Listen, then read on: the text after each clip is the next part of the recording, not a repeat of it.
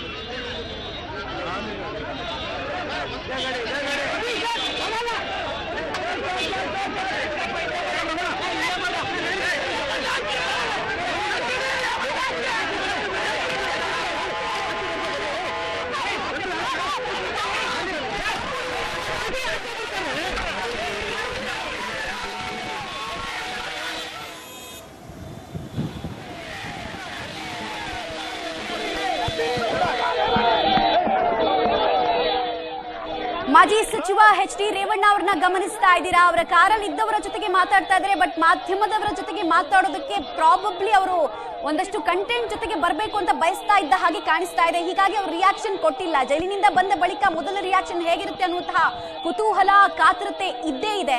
ಈಗಲೂ ಅದು ಕಂಟಿನ್ಯೂ ಆಗ್ತಾ ಇದೆ. ಈ ಕ್ಷಣಕ್ಕೂ ಅದು ಕಂಟಿನ್ಯೂ ಆಗ್ತಾ ಇದೆ. ಬಿಕಾಸ್ ಅವ್ರು ಇನ್ನೂ ಕೂಡ ಮಾತಾಡಿಲ್ಲ.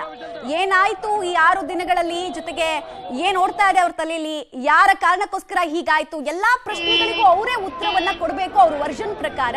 ಸೊ ಅದಕ್ಕೆ ಪ್ರಾಬಬ್ಲಿ ಟೈಮ್ ಅನ್ನು ಬೈ ಮಾಡ್ತಾ ಇರೋ ಹಾಗೆ ಕಾಣಿಸ್ತಾ ಇದೆ. ಈಗ ನೋಡ್ತಾ ಇರುವಂತಹ ದೃಶ್ಯ ಪರಪ್ಪನ ಅಗ್ರಹಾರದಿಂದ ಅವರು ಜೈಲಿಂದ ರಿಲೀಸ್ ಆದ ನಂತರ ತಮ್ಮ ನಿವಾಸಕ್ಕೆ ಹೋಗುವಂತಹ ಸಂದರ್ಭದ ದೃಶ್ಯ.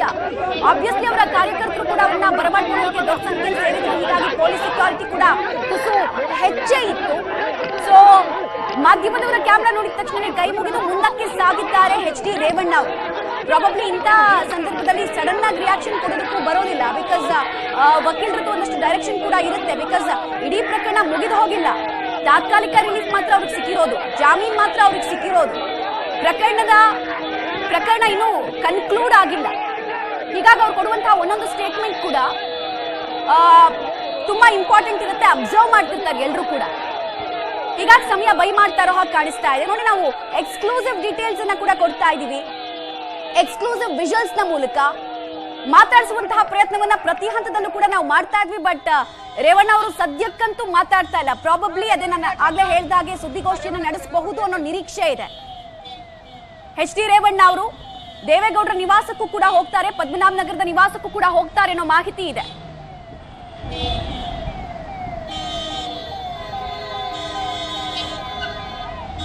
ಸರ್ ಏನಾದರೂ ರಿಯಾಕ್ಷನ್ ಸರ್ ರೇವಣ್ಣ ಸರ್ ಏನಾದರೂ ರಿಯಾಕ್ಷನ್?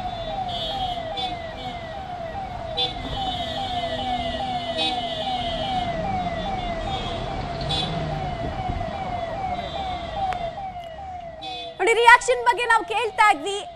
ಏನಾಗಿದೆ ಈ 6 ದಿನಗಳಲ್ಲಿ, ಏನಾಯ್ತು, ಯಾಕೆ ಹೀಗಾಯ್ತು, ಅವ್ರ ಪ್ರಕಾರ ಷಡ್ಯಂತ್ರ ಅಂದ್ರೆ ಯಾರದ್ದು, ನೆಕ್ಸ್ಟ್ ಅವರ ಕಾನೂನು ಹೋರಾಟ ಹೇಗಿರುತ್ತೆ, ಸಂಘರ್ಷ ಹೇಗಿರುತ್ತೆ. ಒಂದ್ ಕೇಸ್ನಲ್ಲಿ ಅವ್ರಿಗೆ ರಿಲೀಫ್ ಸಿಕ್ಕಿದೆ ಸರಿ, ಬಟ್ ಎರಡನೇ ಕೇಸ್ ಇದೆಯಲ್ಲ, ಹೊಳೆ ನರಸೀಪುರದಲ್ಲಿ ದಾಖಲಾಗಿರೋ ಕೇಸು, ಅಲ್ಲೂ ಕೂಡ ಅವರು ಅಕ್ಯೂಸ್ಡ್ 506, 354C, 354D ಎಲ್ಲ ಹಾಕಿದ್ದಾರೆ, 509 ಹಾಕಿದ್ದಾರೆ. ಸೊ ಅಲ್ಲೂ ಕೂಡ ಅವ್ರ ಕಾನೂನು ಸಂಘರ್ಷ ಇದೆ. ಸೊ ರೇವಣ್ಣ ಅವರ ಮನಸ್ಸಲ್ಲಿ ಓಡ್ತಾ ಇರುವಂತಹ ವಿಚಾರ, ಜನರಿಗೆ ಏನ್ ಹೇಳೋದಕ್ಕೆ ಬಯಸ್ತಾ ಇದ್ದಾರೆ, ಅವರ ಫಾಲೋವರ್ಸ್ಗೆ ಏನ್ ಹೇಳೋದಕ್ಕೆ ಬಯಸ್ತಾ ಇದ್ದಾರೆ ಅನ್ನೋ ಕ್ಯೂರಿಯಾಸಿಟಿ ನಮಗೂ ಕೂಡ ಇದೆ. ಹೀಗಾಗಿ ದಾರಿಯುದ್ದಕ್ಕೂ ಅವರಿಗೆ ಪ್ರಶ್ನೆ ಮಾಡುವಂತಹ ಪ್ರಯತ್ನವನ್ನ ನಿಮ್ಮ ಪಬ್ಲಿಕ್ ಟಿವಿ ಅಂತೂ ಮಾಡ್ತು, ಬಟ್ ಅದಕ್ಕೆ ಅವ್ರು ಉತ್ತರ ಕೊಟ್ಟಿಲ್ಲ. ಏನೇ ಪ್ರಶ್ನೆಯನ್ನ ಕೇಳಿದ್ರು ಕೂಡ ಕೈ ಮುಗಿದು ಮುಂದಕ್ಕೆ ಸಾಗ್ತಾ ಇದ್ದಾರೆ. ಮಾಜಿ ಸಚಿವ ಎಚ್ ಡಿ ರೇವಣ್ಣ ಅವರು ಪರಪ್ಪನ ಅಗ್ರಹಾರದಿಂದ ಈಗ ನೇರವಾಗಿ ತಮ್ಮ ನಿವಾಸಕ್ಕೆ ಹೋಗ್ಬೇಕು ಅಂತ ನಿರ್ಧರಿಸಿಕೊಂಡಿದ್ದಾರಂತೆ ಈ ಕ್ಷಣಕ್ಕೆ ಸಿಗ್ತಾ ಇರೋ ಮಾಹಿತಿ.